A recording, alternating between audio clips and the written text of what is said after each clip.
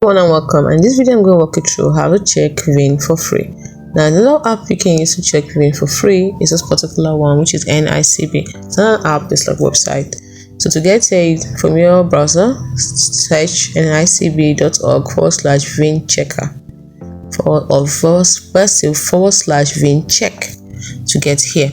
So once you've done that, you get here. You can see that Nicb's VIN check is a free lookup service provided to the public to assist in determining if a vehicle may have a record of an insurance theft claim and has not been recovered or has ever been reported as a salvage vehicle by participating Nicb member insurance companies. To perform a lookup of VIN, that is vehicle, if your number is required, then you have a maximum of 5 searches within a 24-hour period by IP address.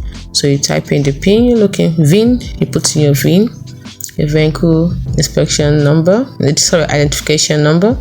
Click on I agree to terms and conditions, click on I'm not a robot, and click on search VIN. It's as simple as that. So VIN will cross-reference a VIN check will help you to cross-reference the VIN check entered against participating insurance theft and salvage records. Accordingly, only insurance records will appear in response, and only those records of participating insurance. So VIN check does not query law enforcement records or records of insurance companies that elect not to participate in VIN check.